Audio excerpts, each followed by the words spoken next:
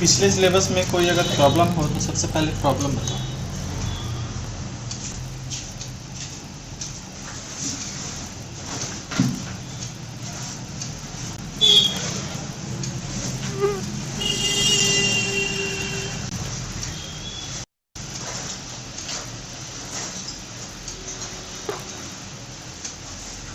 Sir थोड़ा सा colour mixing में प्रॉब्लम आ रहा है।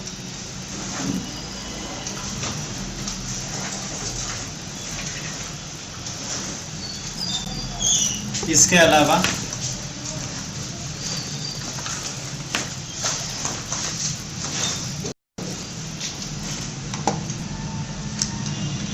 अलावा भी कुछ प्रॉब्लम है? नहीं सर।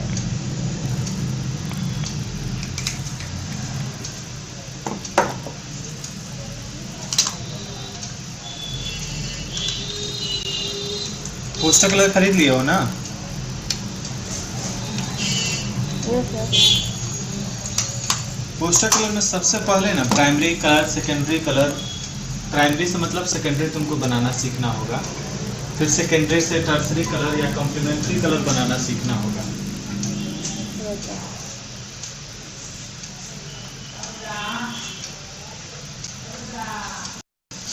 अगर इस चीज़ पे तुम ध्यान नहीं देते हो तो कलर मिक्सिंग में हमेशा दिक्कत होगा। और जितना से जितना हो सके हम लोग पेंटिंग करेंगे तभी पता चल पाएगा कि कलर, किस कलर को बनाने के लिए कौन सा कलर चाहिए। नहीं प्रैक्टिस करेंगे, सोचेंगे बन जाएगा, संभव नहीं है। जी। इसके लिए तुम ऑयल पेस्टल भी अपना फिर से स्टार्ट कर सकती हो। ऑयल पेस्टल से ये फ़ायदा होता है कि बिना ब्रश का हेल्प का ही हम कलर वगैरह सब मिक्स करना सीख सकते हैं। मतलब उसमें ज़्यादा मेहनत करने की जरूरत नहीं रहती है ऑयल पेस्टल में। Okay sir. पोस्टर कलर लेकिन जब आ जाएगा तुमको तो बाकी सारे कलर अपने आप आ जाएंगे, चाहे वाटर कलर हो, चाहे ऑयल कलर हो, चाहे एक्रेलिक कलर हो। पोस्टर कलर बहुत इंपॉर्टेंट मतलब ये कलर होता है सीखने के लिए। ओके।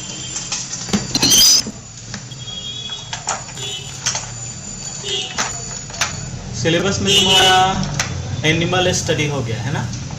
Yes sir. उसमें बस वर्क करना बाकी है, तुम वर्क नहीं किए हो। अब आगे आता है इंसेक्ट। कोई बात नहीं, इंसेक्ट है, इंसेक्ट भी बता देते हैं और कॉम्पोजिशन भी बता देते हैं। ओके।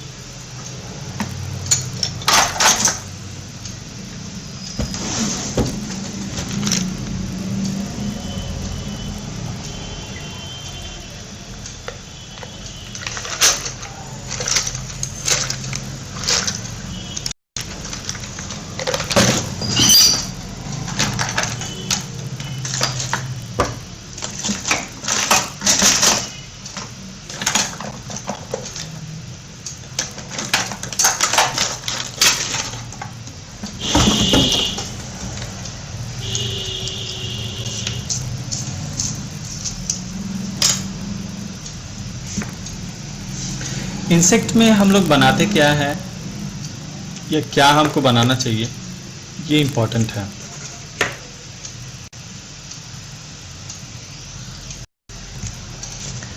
जैसे कि इंसेक्ट जब नाम आता है तो इंसेक्ट में हम उन इंसेक्ट को सबसे पहले सेलेक्ट करते हैं जिनको हम देखते हैं या फिर जिनको बनाने के बाद से ड्राइंग और ज़्यादा खूबसूरत हो जाता है। वैसे इंसेक्ट का ड्राइंग नहीं बनाएंगे जिससे देखने के बाद से काफ़ी अच्छा फील नहीं होता है या फिर इसको लोग देखना पसंद नहीं कर सकता है।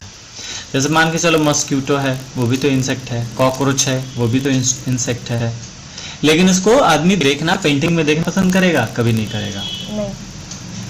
तो वैसे इंसेक्ट को बनाने हैं जिसको देखने के बाद से काफ़ी अच्छा फील होता है। जैसे बटरफ्लाई होता है, बटरफ्लाई भी इंसेक्ट होता है, भौरा होता है, वो भी इंसेक्ट होता है, और कैटरपिला होता है, वो भी इंसेक्ट होता है। इंसेक्ट के श्रेणी के जैसे और भी बहुत सारे एनिमल्स होते हैं। एनिमल्स चाहे वो एक्वेटिक हो, एक्वेटिक मतलब जलीय होते हैं, चाहे टेरेस्टेरियल हो, जो मतलब जो ज़मीन पर रहते हैं। टेरेस्टेरियल मतलब ज़मीन पे।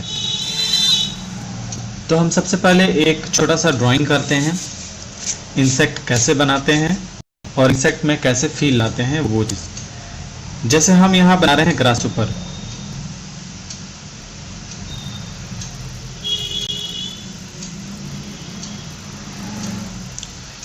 इंसेक्ट का जो बॉडी होता है ये ऐसे सेगमेंटेड होते हैं, ये बॉडी सेगमेंट में बटा हुआ है, ठीक है। अब इसके ऊपर जो होता है इसके विंग होते हैं, ये इसके विंग हो जाते हैं।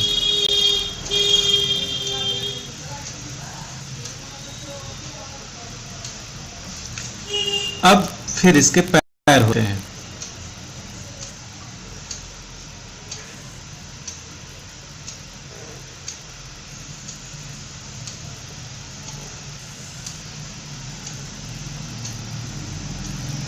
अब जस्ट इसी के जैसे उस साइड के भी पैर होंगे।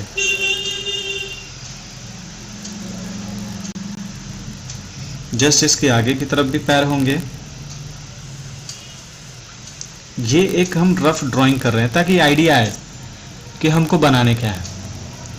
ये है ग्रासहॉपर, जिसको हम लोग जनरली देखते हैं कि टिड्डा जिसको हम बोलते हैं, ठीक है।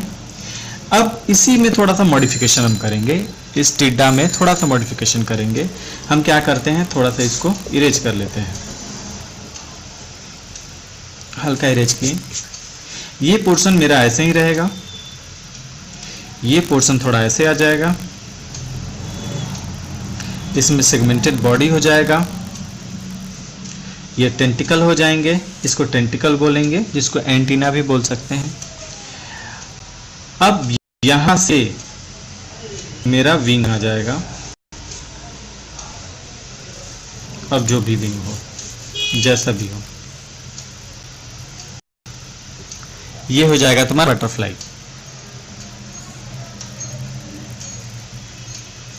अब इसमें बहुत सारे स्ट्रक्चर बन सकते हैं।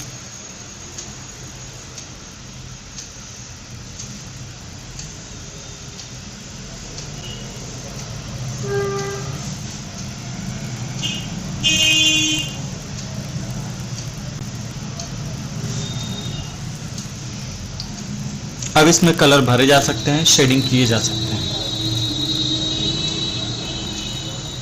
तो जो इसका बॉडी होता है, ये बॉडी होता है और ये इसका विंग होता है। अब इसी तरह बटरफ्लाई के बहुत सारे वैरायटीज होते हैं। अगर इसके पीछे के बैक से हम दिखाते हैं बटरफ्लाई को, तो वो कैसे दिखता है।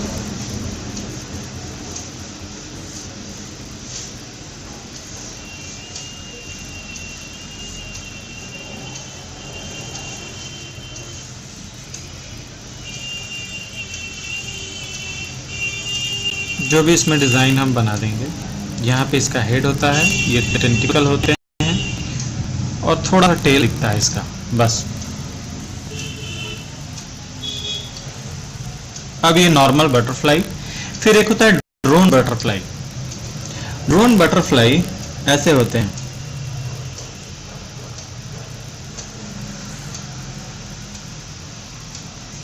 और इसके टेल ऐसे लंबे होते हैं।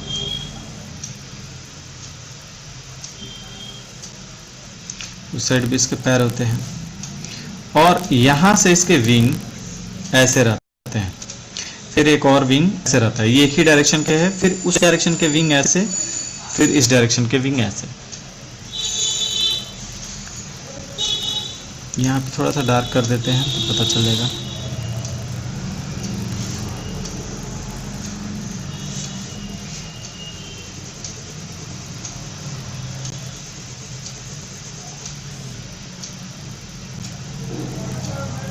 समझ में आ रहा है ना? Yes sir. ये सिर्फ हम हिंट्स दे रहे हैं कि कैसे किसी चीज को ड्रॉ कर देना है। जस्ट इसके आगे इंसेक्ट आते हैं।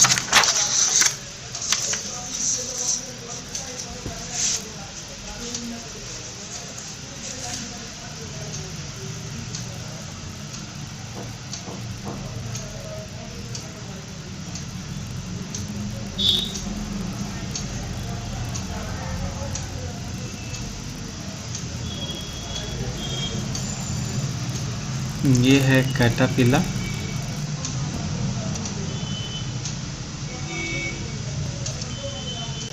ये इसके लेग है। थोड़ा सा स्टडी भी करना पड़ेगा।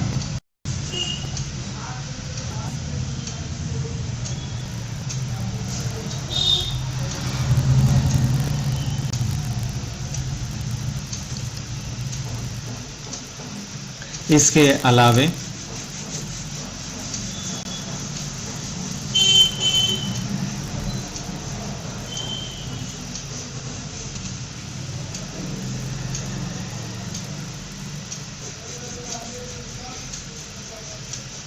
ये भौरा हो गया,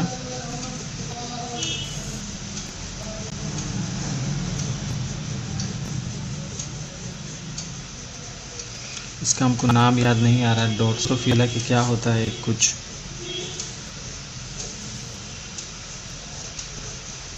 ये इस डायरेक्शन में इसका हेड होता है, ये पूरा विंग होता है, ये पूरा पंख होता है, और जस्ट इसके नीचे इनके पैर होते हैं, वो छुपे रहते हैं, साइड साइड से निकले नहीं रहते हैं। दूसरा है स्पाइडर यानी मकड़ा।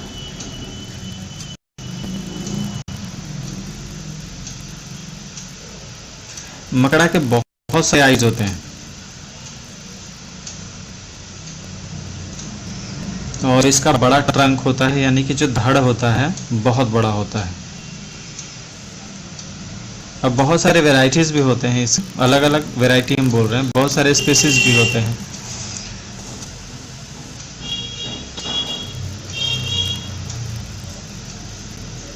एक डायरेक्शन में 4 पैर होते हैं।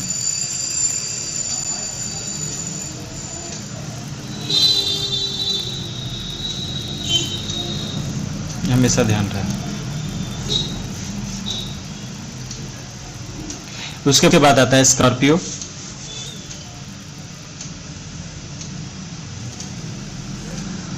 ये हेड हो गया,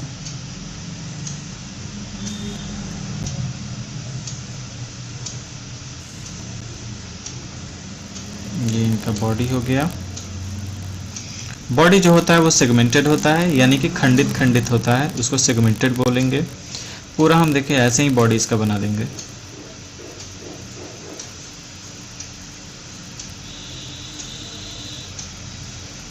ये बॉडी होगी। अब बॉडी बनाने के बाद से इसका हैंड बनाते हैं, जिसको क्लाउड हम बोल सकते हैं।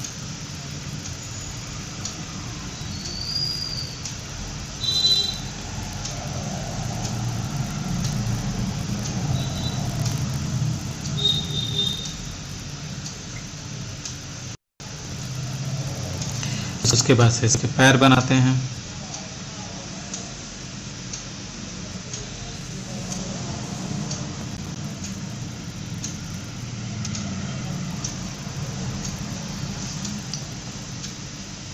समझ में आ रहा है? Yes sir. इसके अलावा अगर इंसेक्ट की बात करें तो और भी कुछ कुछ इंसेक्ट हो सकते हैं, लेकिन इंसेक्ट रिलेटेड जो इंसेक्ट नहीं है लेकिन फिर भी वो मतलब इस 3D में हम उसको रख सकते हैं एज ए ड्राइंग के तौर पे, जैसा स्नैक हो गया और कुछ ऐसे बहुत छोटे छोटे एनिमल्स हो गए, उसको भी इस 3D में हम रख सकते हैं।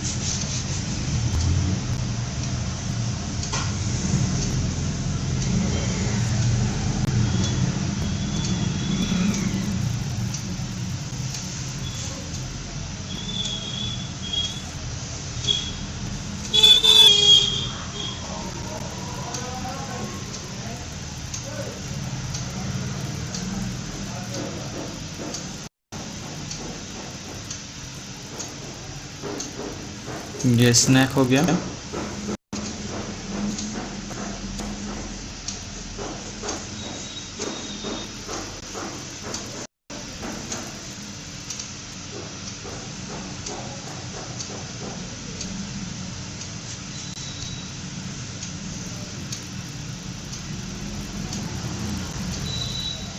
अब यहाँ पे इसका फन दिख रहा है, लेकिन एक और हम यहाँ बना रहे हैं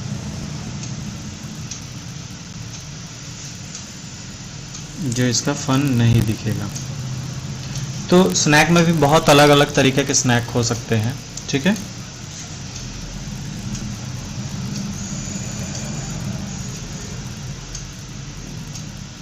जैसे कोई कॉन्सेप्चुअल ड्राइंग बनाना हो, किसी ड्राइंग में कॉन्सेप्ट है कोई ऑब्जेक्ट का या कुछ संदेश वाला ऑब्जेक्ट है, तो उसमें ये सब चीज़ों का बनाना मतलब इम्पॉर्टेंट हो जाता है। मतलब वो आपके सब्जेक्ट पे डिपेंड करता है कि आप बनाना क्या चाहते हैं, दिखाना क्या चाहते हैं। तो ये इंसेक्ट हो गया। रैबिट हम बना सकते हैं।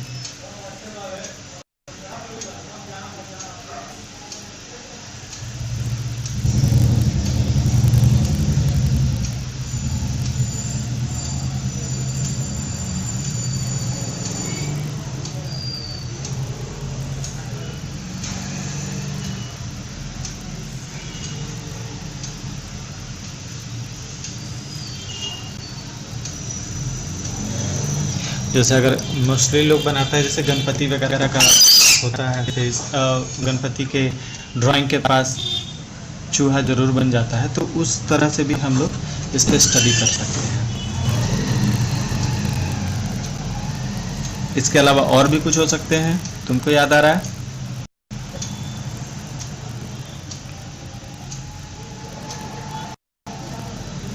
प्राची, मेरी आवाज आ रही है ना? हाँ, छिपकली हो सकती है। छिपकली को, चलो हाँ, छिपकली को बना सकता है, लेकिन छिपकली ड्राइंग में बहुत कम लोग ही बनाता होगा, लेकिन एज ए कॉन्सेप्ट बेसिस पे तो बन सकता है। जैसे हम लोग क्रोकोडाइल वगैरह बनाते हैं ना, या फिर जैसे बनाएंगे, सेम वैसे ही छिपकली होगा, बस इसका बॉडी जो होगा वो सिगमेंटेड होगा। जितने भी इंसेक्ट होते हैं उनका बॉडी सिगमेंटेड होता है, याद रखना है। थोड़ा इसका पूंछ ऐसे मोटा होके,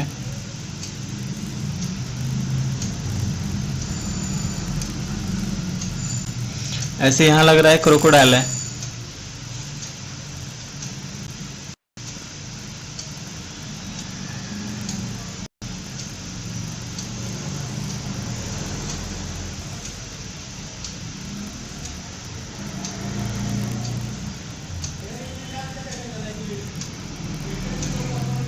इधर भी पैर हल्का दिखेगा, मुड़ा हुआ भले नहीं दिखेगा। तो ऐसे हो जाएगा छिपकली।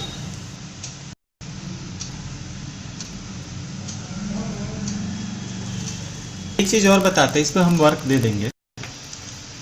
सबसे इंपॉर्टेंट चीज जो है आगे जैसे इसका है कंपोजिशन। कंपोजिशन बहुत मस्त होता है।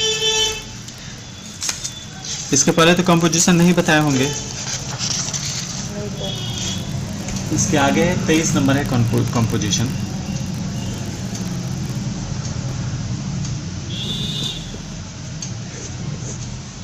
कंपोजिशन का मतलब है संयोजन। किसी भी चीज को जब हम सजाते हैं, उसको एक जगह इकट्ठा करते हैं, तो उसको बोलते हैं कंपोजिशन। ठीक है, जैसे मान के चले कि ये कप है और ये प्लेट है, तो वैसे कप प्लेट को रख दिया गया, इसका कोई मतलब नहीं बनता है। लेकिन जब इस प्लेट में कप को रखा जाएगा तो ये अब सजा हुआ कहलाएगा ना। तो ये होता है कंपोजिशन। तो जैसे जैसे ऑब्जेक्ट बढ़ते जाएगा, जैसे जैसे सामान बढ़ते जाएगा, मेरा कंपोजिशन भी थोड़ा सा हार्ड होते जाएगा।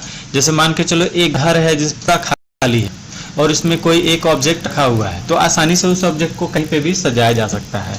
लेकिन एक घर है, उसमें बहुत सारे ऑब्जेक्ट हैं, तो उसको सजाने में थोड़ा सा माथापच्ची लगेगा, किसको कहाँ हम रखें। सही बात है कि नहीं?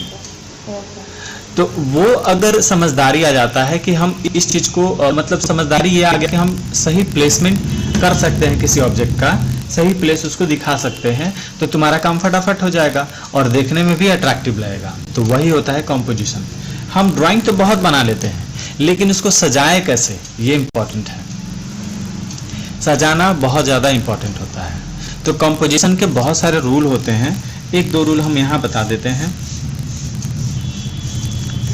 जैसे ऑब्जेक्ट है, ये पेपर है, इस पेपर को हम क्या करते हैं, 3 हिस्सों में डिवाइड करते हैं ऐसे। तो ये हिस्सा मेरा सेंटर का हो जाता है और ये दोनों हिस्से साइड बाय साइड के हो जाते हैं। अगर किसी ऑब्जेक्ट को सेंटर में हम बनाते हैं, तो इस साइड बाय साइड की जगह को खाली हमको नहीं छोड़ना है, हमेशा बैलेंस करना है। अगर यहां पे किसी ऑब्जेक्ट को बनाते हैं, ये ऑब्जेक्ट को, तो यहां पे कुछ ऐसा ऑब्जेक्ट बनाना होगा जो इससे मैनेज करे, यानी कि ठीक यहीं पे। अब यहां पे हो सकता है एक और आदमी हो जाए, जैसे यहाँ पे एक आदमी बना दिए, फिर एक और आदमी हो जाए, नहीं तो यहाँ पे आदमी बना दे और यहाँ पे कुछ ऐसा लाइटिंग का इफेक्ट डाल दें, प्रकाश का इफेक्ट डाल दें, कलर का इफेक्ट डाल दें जो यहीं पे इंडिकेट करता हो, तो ये बाइलेंस हो जाएगा। अब सडनली यहाँ पे इंडिकेट ना करे, मतलब उसका प्रभाव दिखे। जैसे हम कुछ बैकग्राउंड कलर किए, डार्क करते गए और यहाँ पे एकदम लाइट ला दिए कलर, लग रहा है कि यहाँ से प्रकाश निकल रहा है। अगर इस डायरेक्शन में अगर कोई ऑब्जेक्ट बनाते हैं तो इस डायरेक्शन में भी हमको कंपोज करना होगा। यानी कि कोई व्यक्ति है जो यहाँ पे ऐसे हंस रहा है, चाहे किसी माइक में बोल रहा है, तो जस्ट यहाँ पे हम इसका ऑपोजिट वो माइक का जो होता है जिससे आवाज निकलता है वो यहाँ पे लगा सकते हैं। मतलब एज ए एग्जाम्पल हम दे रहे हैं, जिससे क्या होगा कि ये एज एक बैलेंस के तौर पे दिखेगा, एक दूसरे को वो तराजू की तरह बैलेंस करेंगे। आप हमेशा देखे होंगे लोग, सभी लोग ऐसे लैंडस्केप में ऑब्जर्व किए होंगे कि एक सड़क आता है साइड से और कुछ घर ऐसे होते हैं, अधिकांश ड्राइंग में ऐसा होता है। तो ये इसका ओरिजिन क्या है? ये हिस्सा है। ये हिस्सा ओरिजिन बहुत कम हो रहा है, बहुत छोटा एरिया हो रहा है, लेकिन हम इस साइड देख रहे हैं कि ये सड़क बहुत चौड़ा है, ये घर भी है, कुछ हम ट्री भी बना दिए, चलिए ये भी है, तो ये अनबैलेंस फील कर रहा है।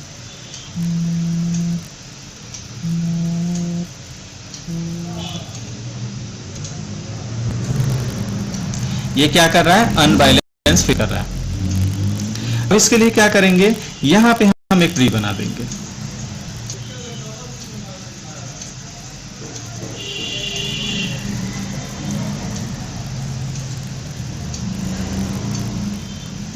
अब ये क्या हो गया? बैलेंस हो गया।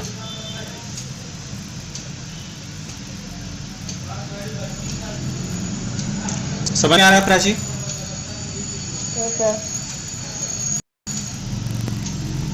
ये होता है कंपोजिशन। हम उसमें कुछ थ्योरी भी लिख के हम भेज देंगे ग्रुप में कंपोजिशन के लिए।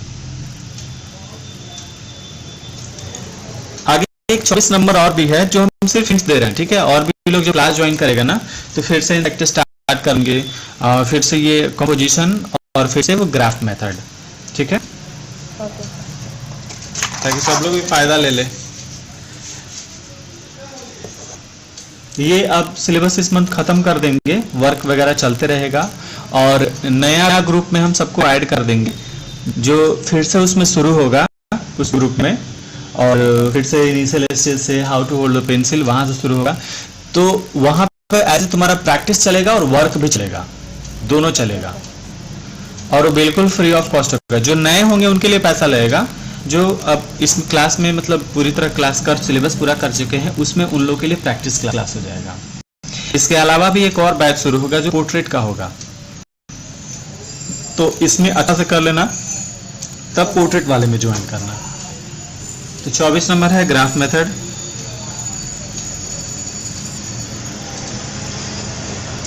ग्राफ मेथड क्या होता है, या फिर ग्रिड मेथड बोलते हैं। ग्रिड मतलब जिसमें लाइन होता है। उससे होता क्या है, कोई भी छोटे से ऑब्जेक्ट को बड़ा ड्रॉ कर देना, वो ग्रिड मेथड कहलाता है। जैसे मान के चलो यहाँ पे एक हम ऐसे ऐसे फ्लावर बना दिए, ठीक है? अब यहाँ हम क्या किए, ग्रिड बना दिए,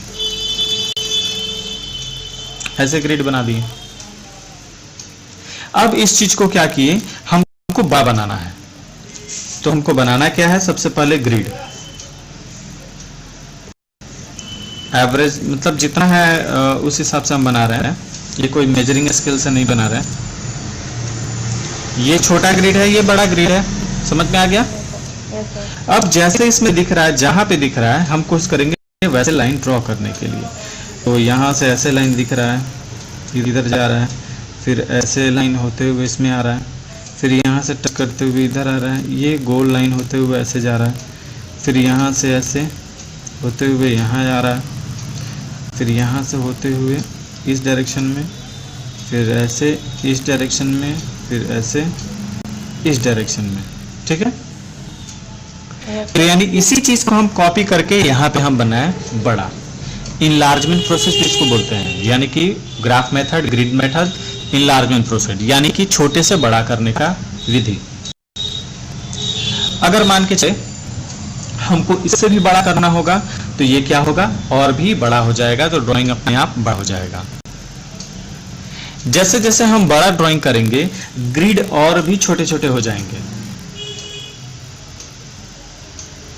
एज एग्जाम्पल मान के चलो कि हम इससे भी बड़ा, जैसे यहां पे एक पेज लेते हैं,